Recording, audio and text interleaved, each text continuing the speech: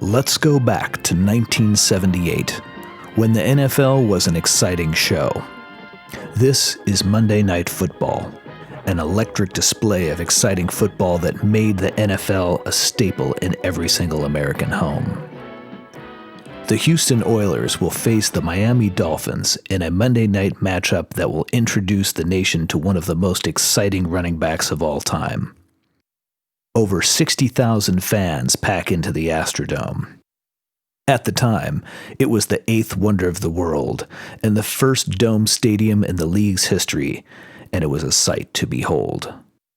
Monday Night Football commentator Howard Cosell comments on the sea of light blue pom-poms behind him, shouting over the ecstatic crowd. Even though it is not known yet, this game will be all about Earl Campbell.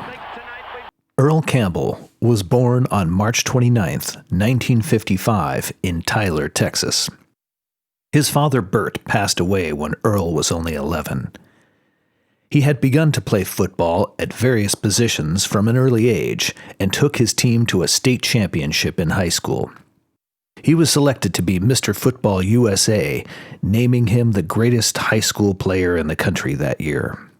Earl was a big name in the recruiting market, with Barry Switzer attempting to do so from Oklahoma. Switzer reportedly said that Campbell was the only player he had ever seen whose skills would translate directly to the NFL after high school. Campbell became a Texas Longhorn and won the Heisman Trophy his senior year. Earl Campbell was drafted by the Love Ya Blue Oilers and would be part of one of the most exciting and fun teams in NFL history. At that time, there was one rusher to beat, a powerback that no one could hold a candle to, O.J. Simpson. Simpson moved with a grace and speed that was so far unmatched, but that wasn't really Earl Campbell's style. He embraced the smash-mouth style of the era and was a hulking machine of strength, speed, and power. Disco Cowboy head coach Bum Phillips needed this win to keep his team in the playoff race. Now, back to the game.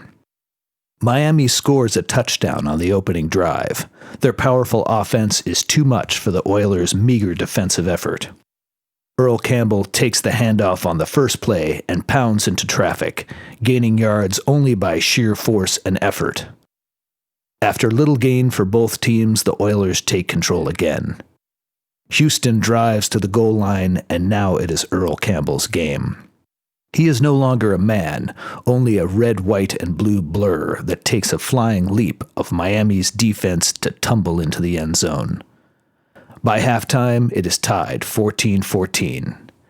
Campbell spends the next drive slipping past defenders and streaking up the sideline for another touchdown. The Oilers are subdued. The Dolphins' defense swarms the passing game, and the score is 21-23 by the fourth quarter.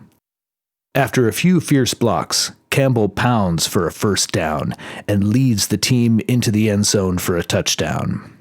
After a costly interception, the Oilers are back, and Earl Campbell takes the handoff and explodes with speed and stamina.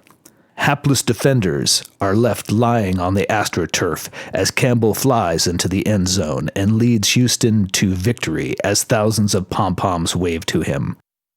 Campbell was named the National Football League's most valuable player that year and became a superstar in Houston. There was magic in the air that year in Houston, and the Oilers advanced to the AFC Championship, where they were subsequently blown out by the team of the decade in a frigid Three Rivers Stadium. This happened again the very next year, but this time it was different. It felt like the Oilers actually had a chance to defeat this dynasty, the team of the decade. Three Rivers Stadium is packed with shivering fans as Terry Bradshaw throws an interception that is returned for a touchdown. Earl Campbell has an awful game, and the Oilers are beaten out 27-13. The major turning point came with this controversial call. At the 7-yard line, with a minute and a half remaining in the third quarter, the Oilers 6 yards away from a tie. It is Renfro, touchdown, or is it? Out of play. A late call, the official. The team would take a downward spiral and could never get over the hump and make it to the big game. In 1980, Campbell came within 70 yards of breaking O.J. Simpson's record of 2,003 yards and had 4 games where he rushed for over 200 yards, a single-season record that still stands today. A 5-time Pro Bowler, Campbell was traded to the Saints in 1985, following his former head coach, Bum Phillips. His career in New Orleans was dismal, and he only recorded a single 100-yard game there, retiring in 1986.